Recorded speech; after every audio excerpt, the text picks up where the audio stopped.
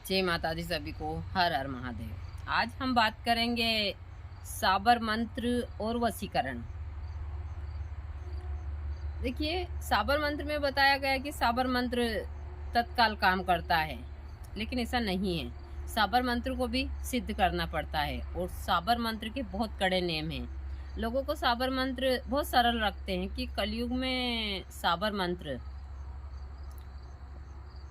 काफ़ी प्रभावशाली है, ऐसा सभी लोग मानते हैं भी। ये सारी चीज़ें हैं, लेकिन मैं हमेशा सभी को बताती हूँ कि साबर मंत्र में साफ लिखा है कि साबर मंत्र में यदि आप वशीकरण क्रिया करते हैं, उच्चाटन क्रिया करते हैं या अन्य जो भी क्रिया है, मैं सबका नाम नहीं लेना चाहती, तो वह किस कार्य के लिए की जाती है, यदि वह सही है तो ही साबर मंत्र काम करते हैं, वरना साबर मंत्र काम नहीं करते हैं।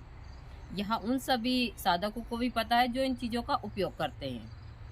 साबर मंत्र में साफ लिखा है कि यदि आप साबर मंत्र में वशीकरण क्रिया करते हैं तो वह यदि सही कार्य के लिए है तभी जाकर साबर मंत्र काम करते हैं, वरना जो तंत्र का साधक है उसको जो साबर मंत्र नुकसान देते हैं वह बड़े ही भयानक होते हैं।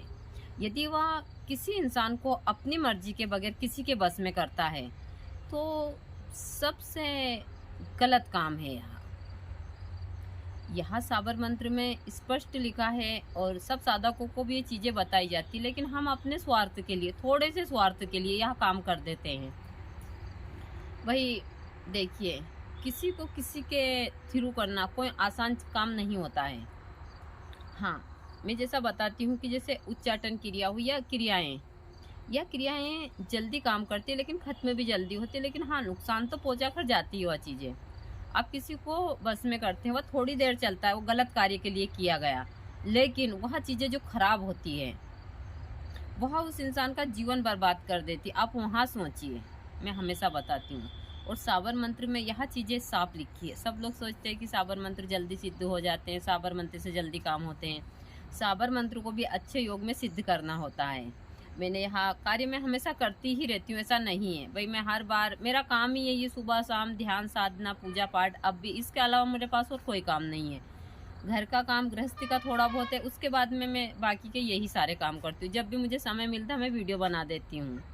बाकी मैं वीडियो को ज़्यादा देखती भी नहीं हूँ कि मैं बहुत सारी चीज़ें देखती हूँ। मैं 1 या 2 वीडियो देखती हूँ, कभी 1 या 2 दिन में पूरे कमेंट देखती हूँ। अमन बाबा सारी चीज़ें संभालता है। तो साबर मंत्र में यही चीज़ें बताई गई है कि साबर मंत्र में आप उच्चाटन, वशीकरण या जो क्रियाएं करते हैं यह जायज़ काम के लिए ही कीजिए, वरना इसके बहुत सारे नुकसान हैं।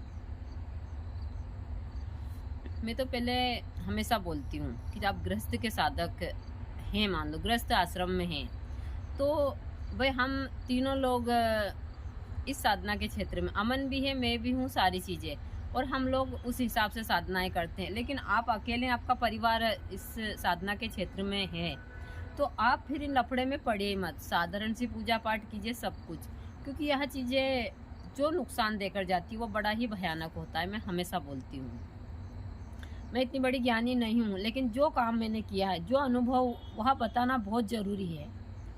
इन्हीं चीज़ों से तो लोग बाग सीखते हैं, सारी चीज़ें हैं। हम अपने ही पास रखेंगे तो लोगों को कैसे समझ आएगी ये सारी चीज़ें। ऐसी बहुत सारी चीज़ें हैं तंत्र में जो इस हिसाब से काम करती हैं।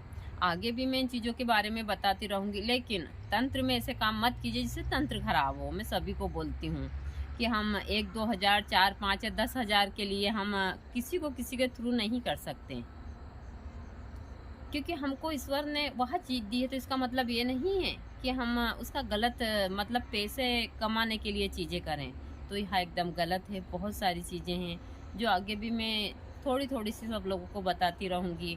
यदि आप मेरे यूट्यूब पर है तो आप बेल आइकन की बटन दबाइए, इसको शेयर कीजिए सारी चीज़ें, और पेज के ऊपर भी फॉलो वगैरह सब कीजिए, तो थोड़े से मुझे भी इन चीज़ों से फ़ायदा होता है और मुझे इससे अच्छा मोटिवेशन मिलता है वीडियो बनाने के लिए।